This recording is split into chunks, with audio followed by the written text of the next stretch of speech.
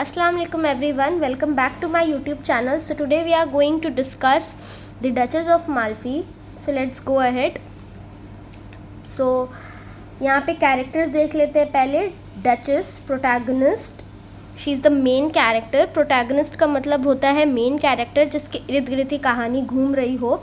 Then Ferdinand and cardinal, ये दोनों duchess के भाई हैं. Then Antonio, he is the manager of duchess household. Then Basola is here to managing Duchess horses.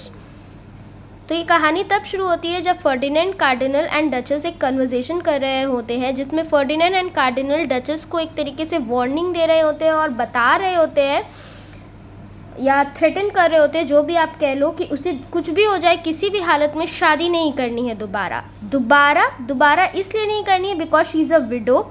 उसके husband death कर चुके हैं और वो लोग उसे एक तरीके से बता रहे होते हैं कि उसे क्यों दोबारा नहीं शादी करनी है और उसे वैसे ही रहना है.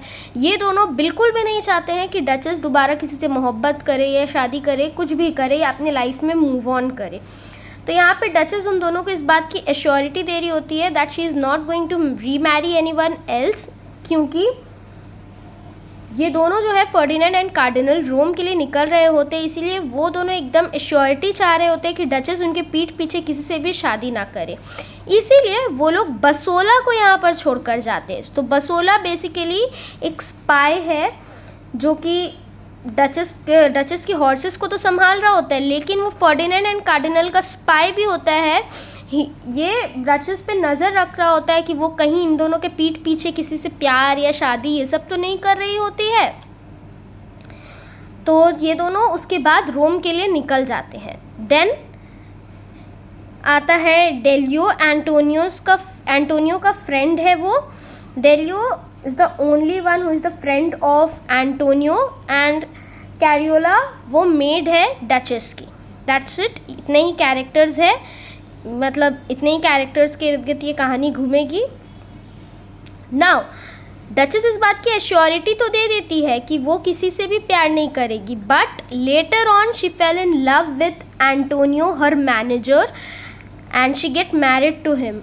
ये बात किसी को भी पता नहीं होती है कि डचेस ने एंटोनियो से शादी की. वो बिल्कुल ही छुप छाप के उससे शादी करती है.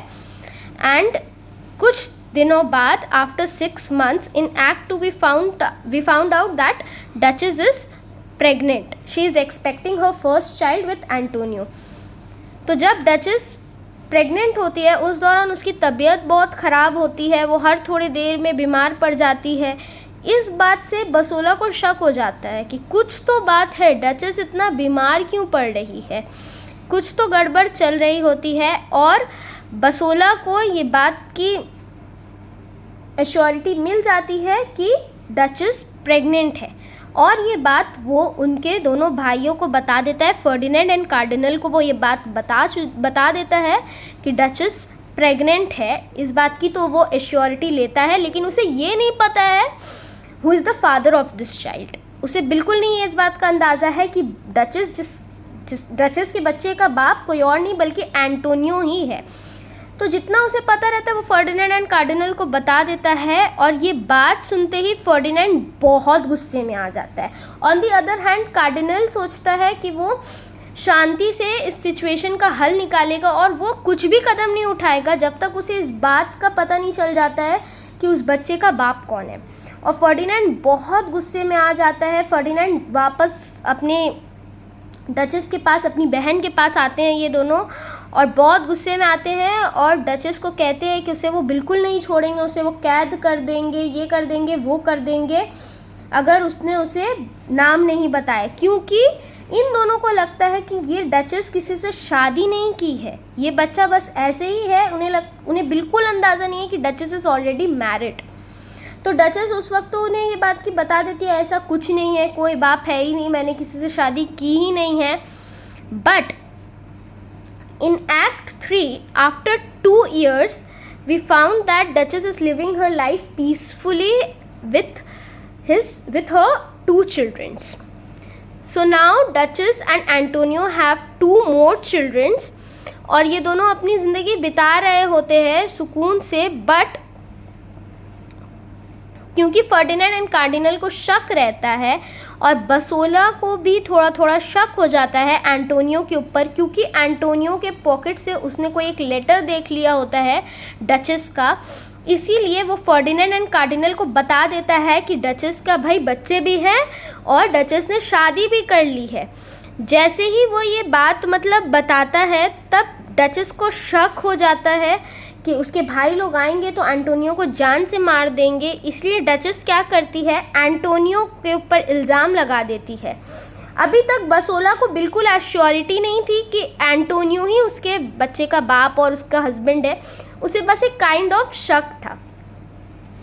तब डचेस ये कदम उठाती है एंटोनियो को सेफ और अपने बच्चों को सेफ रखने के लिए। एंटोनियो के ऊपर वो ये एक्यूजेशन लगा देती है कि एंटोनियो ने कोई चोरी वगैरह की है और वो उसे काम से निकाल रही है।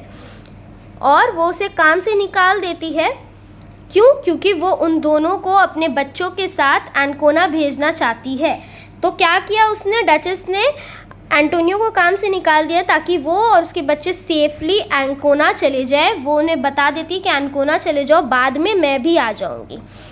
नाउ उसके बाद हम लोग ये पाते हैं कि बसोला जो है वो कंटिन्यूअसली एंटोनियो को डिफेंड करता है कि नहीं, एंटोनियो तो बिल्कुल चोरी कर ही नहीं सकता है, एंटोनियो क्यों चोरी करेगा। तो जब एंटोनियो को डिफेंड कर रहा होता है बसोला, मीनवाइल डचेस को ऐसा लगने लगता है कि ये जो बसोला है ना, ये उनके हक में है, ये अच्छा इंसान है, काफ़ी इनोसेंट है, इसीलिए वो एंटोनियो को डिफेंड कर रहा होता है। और वो क्या करती है कि गलती से, मतलब गलती क्या, उसे लगता है कि बसोला उनमें का उसका फ्रेंड है, उसके लिए अच्छा सोचता है, वो सब बता देती है बसोला को कि एंटोनियो इज़ हर हस्बैंड और उन दोनों के 3-3 बच्चे भी हैं अब। और वो सब कुछ अपने मुंह से बसोला को कन्फेस कर देती है। जैसे ही बसोला को ये सब पता चलता है, फिर क्या, फिर उसने जाकर फर्डिनेंड एंड कार्डिनल को सब कुछ बता दिया। नाउ फर्डिनेंड बसोला को ये हुक्म देता है कि वो डचेस को कैद कर दे और बहुत टॉर्चर करे। बसोला इंस्ट्रक्शन के मुताबिक, फर्डिनेंड के इंस्ट्रक्शन के मुताबिक डचेस को कैद कर देता है और उसे बहुत टॉर्चर करता है, क्योंकि बसोला इन सब के बदले में पैसे चाह रहा होता है। जो फर्डिनेंड ने उससे वादा किया होता है कि वो देगा उसे बस डचेस को टॉर्चर करना है और ये यकीन दिलाना है कि उन दोनों ने मिलकर, उन सब ने मिलकर एंटोनियो और उसके बाकी बच्चों का मर्डर कर दिया है। तो ये बसोला डचेस को बहुत तरीके से टॉर्चर करता है, बहुत सारी तरीके से टॉर्चर करता है। कभी उंगली कटा हुआ दिखाता है कि देखो तुम्हारे बच्चे मर गए हैं। बट जो डचेस है, यहाँ पे हमें क्या मिलता है कि क्या हमें देखने मिलता है कि डचेस जो है बहुत ही स्ट्रॉन्ग वुमेन है। वो हिम्मत नहीं हारती है, वो बिल्कुल भी रोती नहीं है, बिल्कुल भी हिम्मत नहीं हारती है। वो बोलती है कि एक दिन ऐसा ज़रूर आएगा जब मैं और मेरे हस्बैंड, मेरे सारे बच्चे, हम लोग सब रीयूनाइट होंगे। उसे ऐसा लगता है कि एक दिन ऐसा ज़रूर आएगा। और वो बहुत ही ब्रेव है, बहुत ही करेजियस हमें यहाँ पे डचेस पाई जाती है। वो बिल्कुल भी हिम्मत नहीं हारती है। सो डचेस के इस बिहेवियर से फर्डिनेंड बहुत फ्रस्ट्रेट हो जाता है और बसोला भी बहुत फ्रस्ट्रेट हो जाता है। तो बसोला डचेस को और टॉर्चर करने के लिए क्या करता है, उसकी जो मेड है कैरियोला, उसे उसके सामने मर्डर कर देता है और डचेस को भी मर्डर कर देता है। डचेस का भी खून बसोला कर देता है।